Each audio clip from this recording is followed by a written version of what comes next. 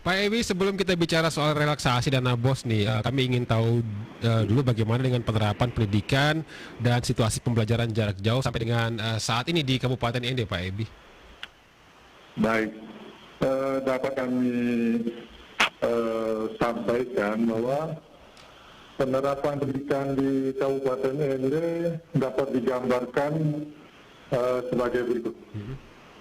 Jadi memang di masa normal ini ada keputusan bersama Menteri, di antaranya Menteri Agama, Menteri Kesehatan, dan Menteri Dalam Negeri Republik Indonesia tentang panduan penyelenggaraan pembelajaran pada tahun ajaran 2020 dan 2021. Okay. Dan di masa pandemi COVID ini, yang mana dalam keputusan bersama itu telah menetapkan kriteria risiko daerah berdasarkan warna, yakni ada daerah zona hijau, ada zona kuning, orange, dan merah.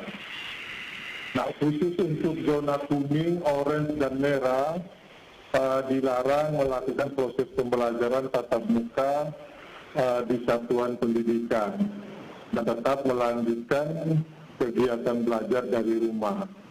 Nah, Kabupaten ini pada kondisi saat ini berada pada zona kuning. Okay. Maka kebijakan ini kami di Kabupaten Ende menginstruksikan sekolah-sekolah untuk melakukan pembelajaran jarak jauh atau pembelajaran dari rumah.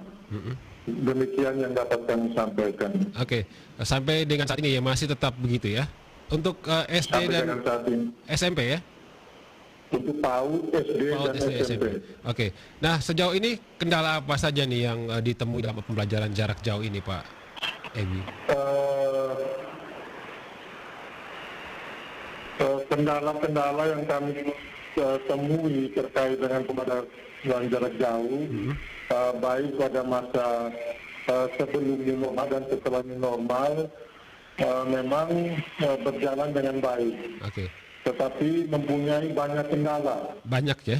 Salah satunya dari aspek standar proses pembelajaran. Di antaranya kemampuan guru atau pendidik dalam mengelola pembelajaran jarak jauh. Metode pembelajaran digunakan masih sangat-sangat terbatas. Okay. Kepemilikan media seperti handphone, laptop, komputer, dan keterbatasan akses terhadap internet, termasuk kuota untuk guru dan siswa, sehingga pembelajaran jarak jauh menjadi kurang bermakna dalam proses pembelajarannya. Oke. Jadi kurang maksimal begitu ya? Betul sekali. Nah, solusinya bagaimana dengan adanya kendala tersebut, Pak Ebi? Jadi memang untuk Kabupaten Ende, mayoritas guru dalam melakukan proses pembelajaran jarak jauh ini untuk memahami penggunaan media teknologi digital dalam pembelajaran hanya sebatas menggunakan WA, Line, Facebook. Tentu ini tidak sepenuhnya keliru, tetapi tentu metode ini adalah bentuk pemahaman yang sangat minimalis dalam konteks pengelolaan media pembelajaran berbasis teknologi informasi. Sebaiknya bagaimana, Pak Ebi? Solusi yang dapat dilakukan adalah kita mendorong adanya pelatihan guru oleh pemerintah demi tercapai proses pembelajaran jarak jauh yang bermakna dan berorientasi kepada siswa. Jadi pelatihan ini dapat dilakukan berbasis komunitas guru, seperti dilakukan melalui NGMT, musyawarah guru mata pelajaran, dilakukan melalui KKG, atau organisasi profesi komunitas guru lainnya. Tentunya konten pelatihan ini berkaitan dengan penggunaan dan pemanfaatan media pembelajaran berbasis TIK. Oke, baik Pak Ebi, relaksasi dana BOS ini dihadirkan ini juga ini merupakan salah satu solusi begitu untuk pembelajaran di tengah pandemi COVID-19. Nah sejauh ini aplikasinya di Kabupaten ND sudah seperti apa Pak Ebi? Jadi memang terkait dengan relaksasi ini, Menteri Pendidikan dan Kebudayaan Republik Indonesia sudah memberikan dua regulasi. Ada regulasi Permendikbud nomor 8 dan Permendikbud nomor 19. Ya. Di mana Permendikbud nomor 19 ini hanya mengatur pada saat masa COVID. Jadi untuk Kabupaten ND dalam rangka Merdeka Belajar dan Merdeka dalam merencanakan kebijakan relaksasi itu menjadi wewenang sekolah. Oke. Jadi sekolah ini sebagai pengelola anggaran termasuk penggunaan anggaran untuk bantuan paket internet bagi guru dan siswa. Ini akan mengacu pada kebijakan dana BOS. Tetapi kami yakin dan percaya sekolah sudah dapat melaksanakan apa yang harus dilakukan dalam rangka menggalakkan kegiatan belajar mengajar di sekolah.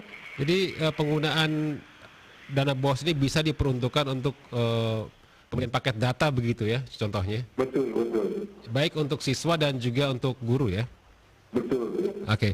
Nah untuk sekolah-sekolah di Kabupaten ND ini sudah tahu kebijakan-kebijakan ini Pak? Oh sudah.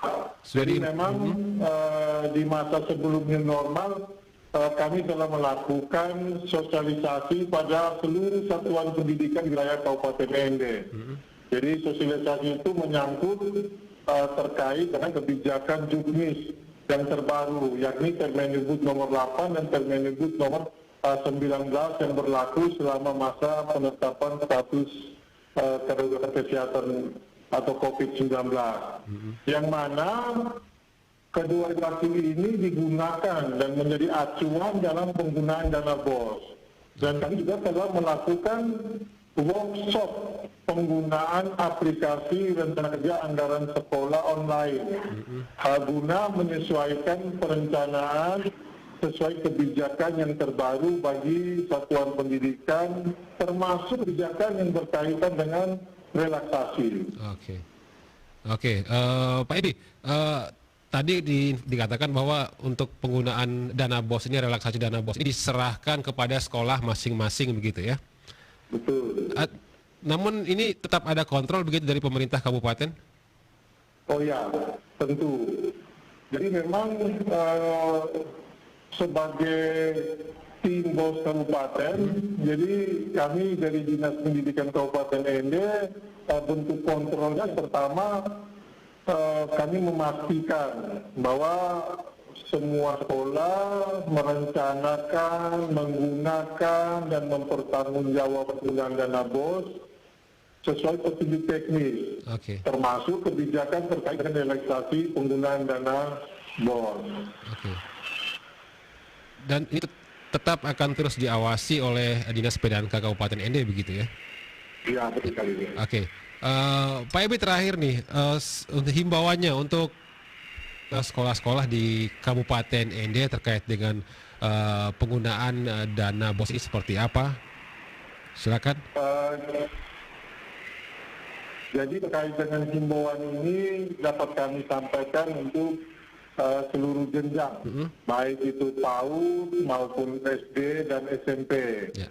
Jadi memang prinsip pembelajaran dalam upaya adaptasi kenormalan baru di masa pandemi COVID ini yaitu kesehatan dan keselamatan.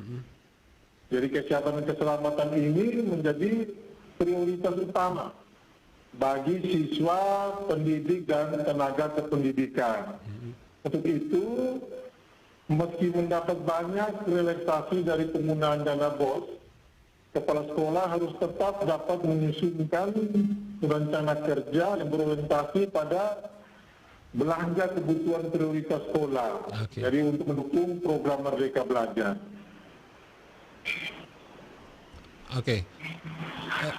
Ada lagi yang ingin disampaikan Pak Ebi?